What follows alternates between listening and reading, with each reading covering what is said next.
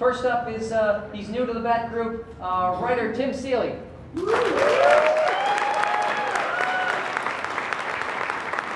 Next up, you know him as the writer of Constantine and Pandora, Mr. Ray Fawkes. He's done some Talon, he's done some Red Hood, he's done some Batman, Mr. James Tynion.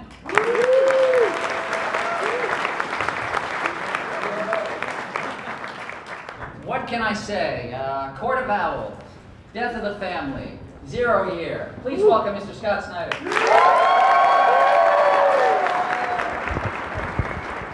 Also, the terrific Batman artist. He can do baby Batman with big heads. He can do regular serious Batman. Mr. Dustin Nguyen.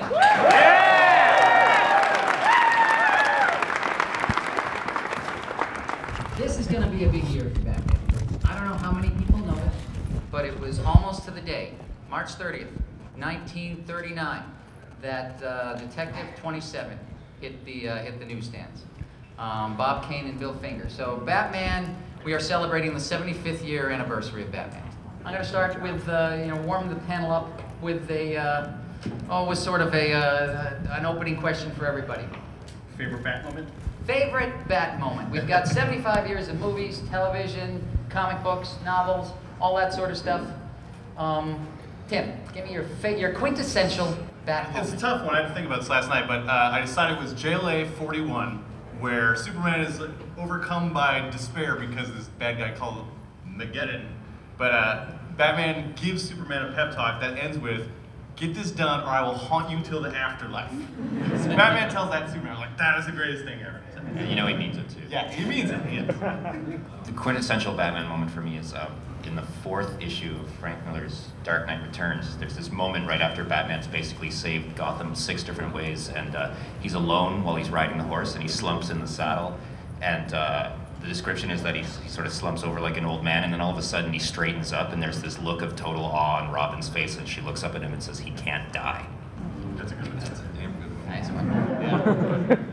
Yeah, for me, I think it has to be the sword fight in the sands with him and Ra's al Ghul. Just the Scorpion, the Neil Adams art. It's just like that. All of it, like, is perfect. Are you a man or a fiend from hell? Like, I don't know, that whole sequence, the scale of it, and the scope of those stories just always stay with me. I would probably go, honestly, I think that, not to crib off of Ray, but for me, Dark Knight Returns is still my favorite Batman book of all time, followed by Year One. And it was the moment when you first see him, when he first appears in that, where he's descending, you know, that big splash. I copied that maybe like 20 or 30 times. I wanted to be an artist before I wanted to be a writer, and I would just trace that one and copy it. And then just put my own superheroes in that pose, you know? Like Catman or whatever, like Meerkat, you know, or whatever. Just terrible heroes all in that same pose, because I think ultimately the thing that I loved about that, looking back, is just that it was the first time, that book was the first time that I was only 10 or 9 when that book came out, and to see a superhero sort of approach with such pathos, but also such incredible respect and dignity, and to see him have this heroic moment after you've seen him be this old guy with a mustache, and you saw it and you knew Batman would be around forever, you know what I mean, and he could always come back, so. See, if I had gone first, I would have said everything they said. I'd probably say in the Batman Beyond series, where Bruce Wayne was going crazy, and you know he thought he was going crazy. He kept hearing this voice in him, and he kept trying to convince everyone that he wasn't crazy. And then Terry, Batman Beyond, says, "How do you know?" At the end, he's like, "How do you know you weren't crazy?" And then he's like, "Because the voice kept calling me Bruce. I don't call myself Bruce." And I was like, "No, this guy's crazy." Let's go to the comics. Who out there is reading 0 Year? I want to make sure we encapsulate this before we get into the 0 Year. In this day and age, to have a book run 30 issues at the level of quality and the always at the top of the charts, the sales charts, month in and month out, despite whatever event is coming along, event of the day is coming along, they're still #1 month in and month out. This is unheard of in modern comics. Scott and Greg are doing something just truly unheard of in this day and age, and they deserve all the credit in the world.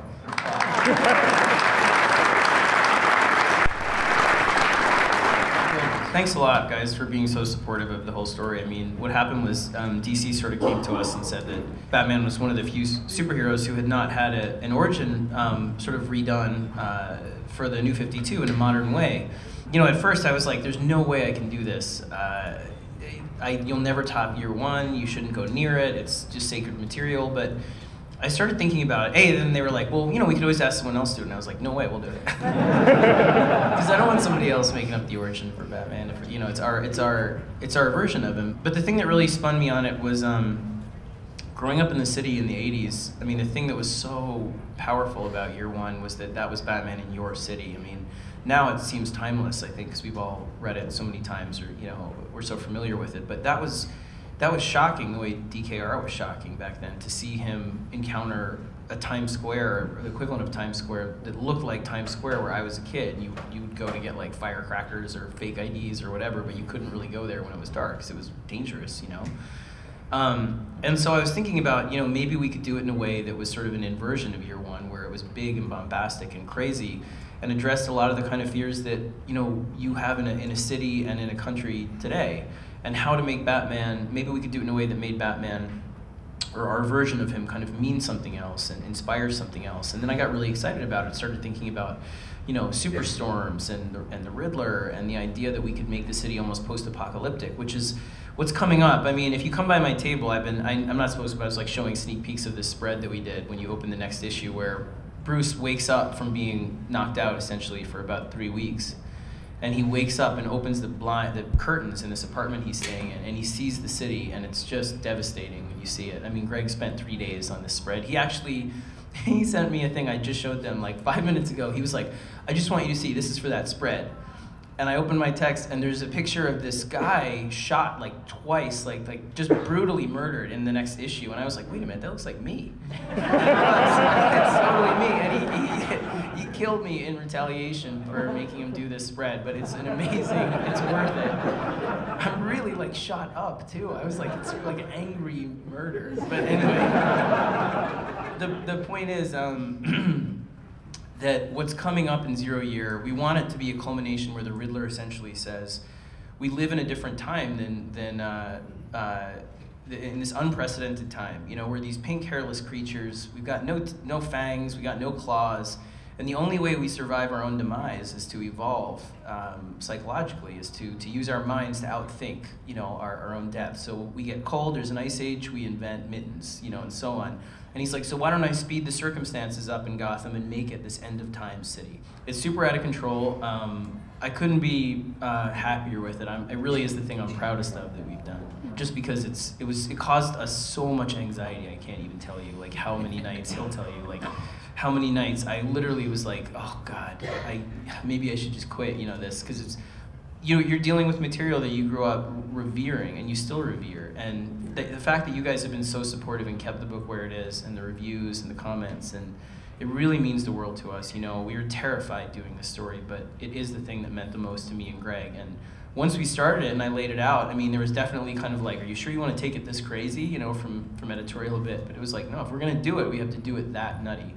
So thank you, honestly, from the bottoms of our hearts, our twisted hearts, for letting us do this, because it really is my favorite thing. And then afterwards, I guess, we'll come back, we'll do some really small, we're gonna do a quick dark detective thing, and then we're gonna launch into, I can't say what it is, but we're gonna launch into like definitely a shorter story. It will not be 12 issues or anything this long, but something that's gonna rock Gotham in definitely the craziest way we've done so far.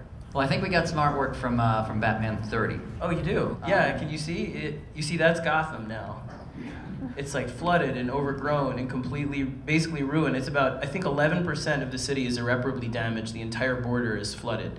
The center of it is overgrown, and the Riddler, every day at 6 o'clock, he comes on that big board at sunset, and he challenges the city. He says, any one of you that can step up, your mascot's the Knights, right? So be the Knight, rescue the city, answer the riddle, or come up and beat me in a battle of wits. Riddles, essentially, to him, are these primal battles of wits, and historically they are thought of that way in a lot of cultures, where, you know, the hero has to prove himself by going up and answering an unanswerable question to either rescue the princess or save his land or redeem himself or whatever it is.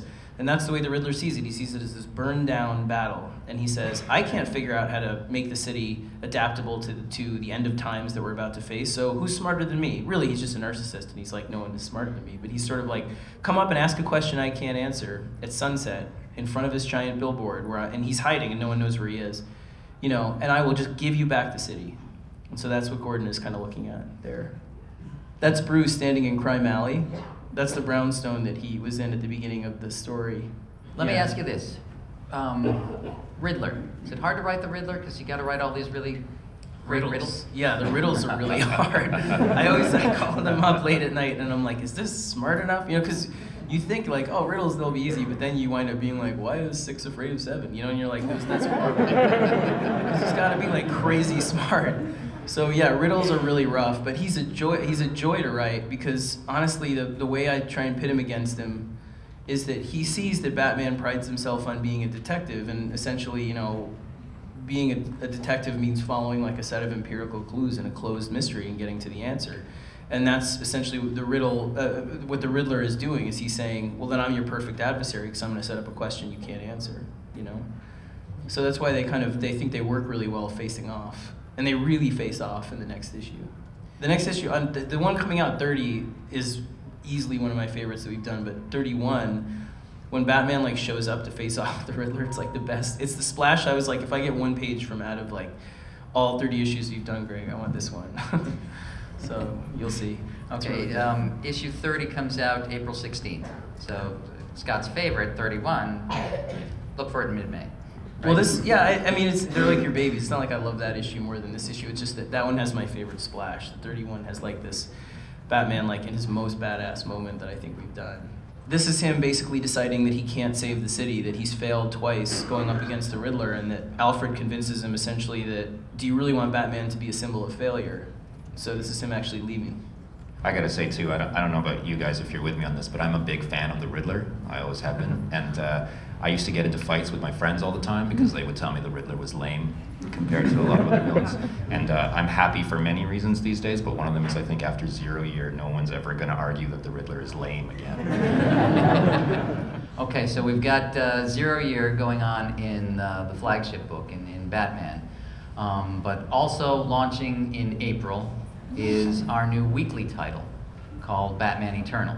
And that's the brainchild of these guys here. So, James, why don't you take a whack at explaining this book? Oh my God. Okay. Well, I mean, it was really about a year ago when we started, when they came to Scott and I to start thinking of ideas, and we wanted to come up with a story that was big enough to encapsulate the entire universe of Bat characters, and something that was worthy of being picked up every single week.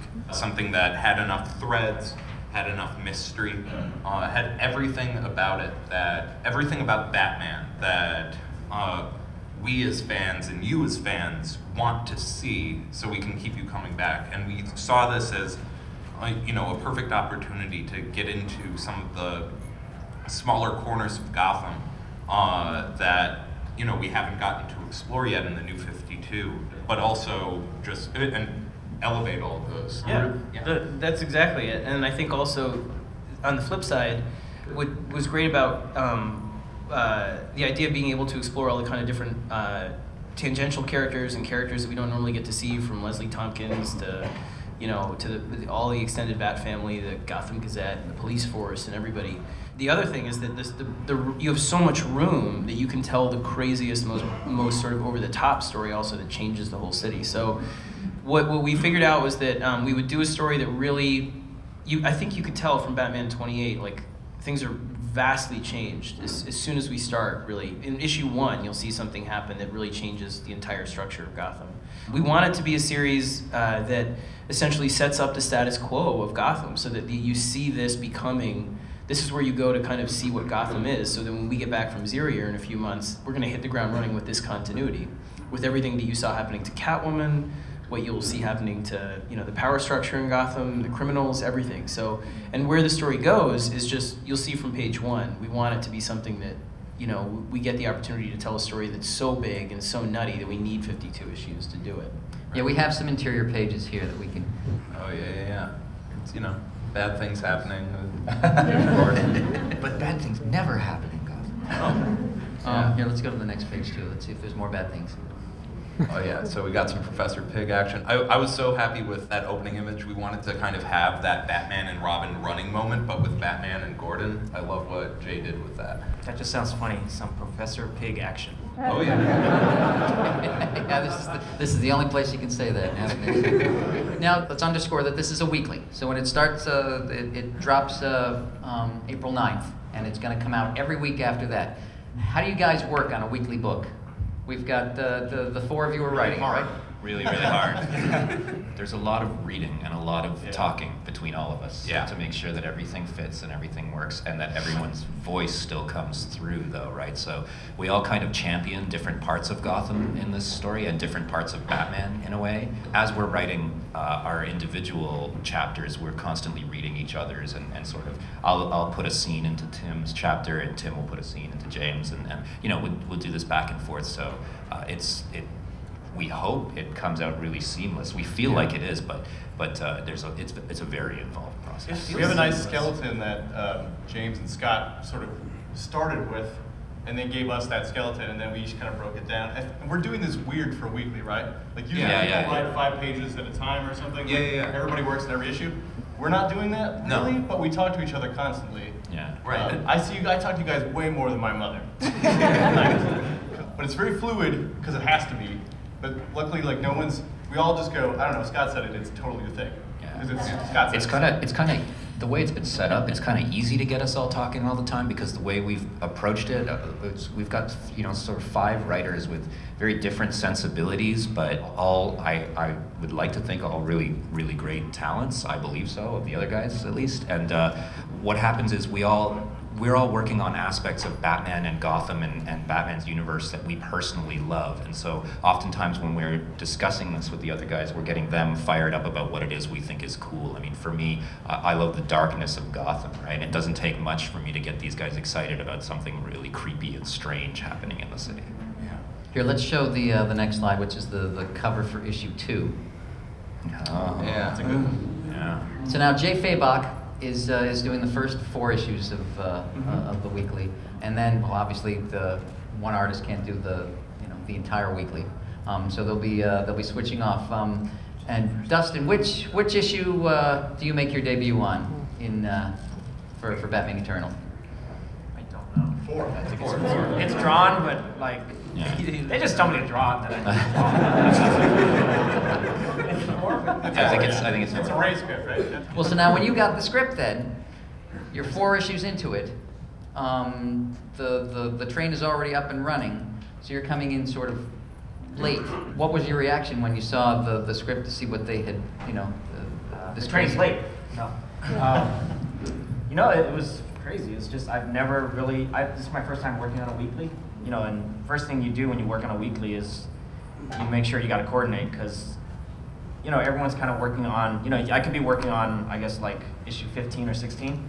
Someone's still working on issues 6 and 7. So we're referencing back to each other, and once in a while I'll go back and like, oh, that character wasn't designed yet, or wasn't made yet, but now he is.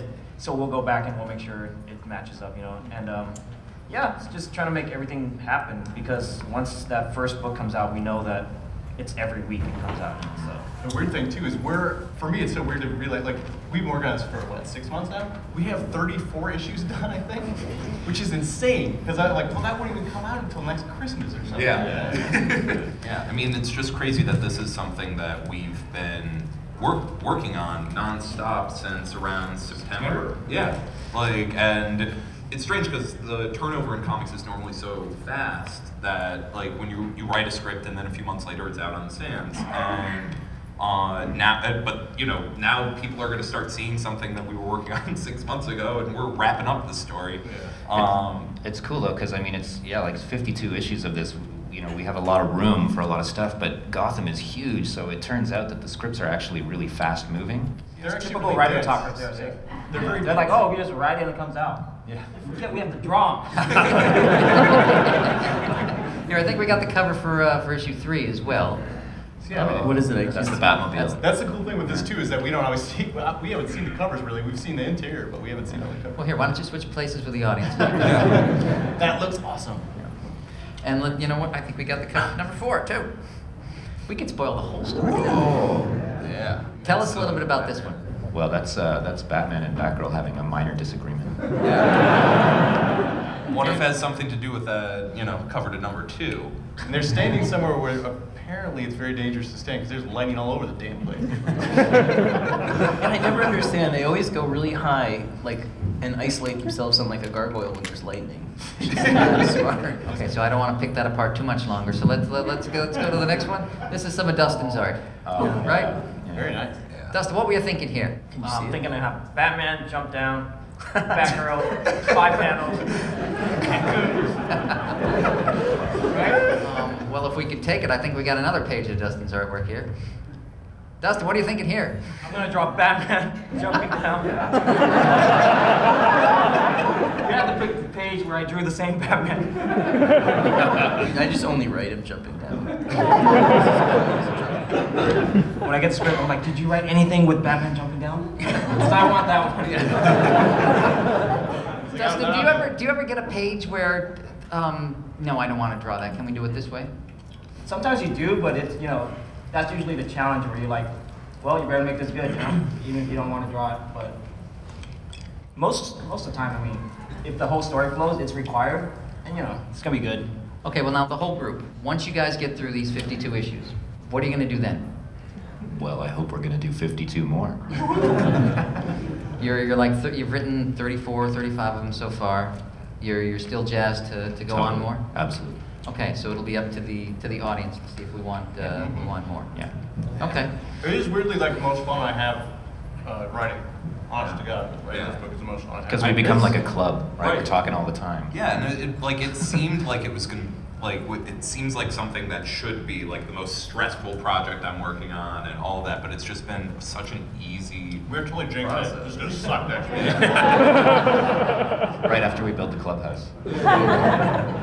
Okay, well the first issue of Batman Eternal comes out April 9th, and then weekly after that. And one last thing maybe just to say about it is just you guys, I know it's hard to wrap your head around the idea of why would I buy this weekly series. For us, the idea was they came to us and said we'd like to do this type of a series, and we want to do it a certain way where everybody does 5 pages, and it needs to be modular, that kind of stuff. And DC was great about letting us just reinvent that structure, and James and I were talking about it, and we were like, the only reason to do this is if we do a series that's essentially a celebration of Batman's 75 years this year, and we totally changed the mythology in it so that when I get back from 0 year, I can dive into something crazy. Whether it's like Bruce Wayne, comes back and has found that everything is wildly different. And he will see the city changed and taken from him, and characters like Catwoman elevated, characters he needs like Alfred, things happen. You saw someone else in the cave in 28. And so we wanted it to be a place where we could tell this crazy story, and that each of us would get a chance to do a narrative or an arc that would explore the parts of Gotham that we love while always clicking that big machinery forward towards this horrifying thing coming at the end. So it was constantly like, you get to write an arc about anything you want, but just push that horrifying thing a little bit farther down the line so that we can move it and move it and move it. So you're gonna see all your favorite villains basically in the series.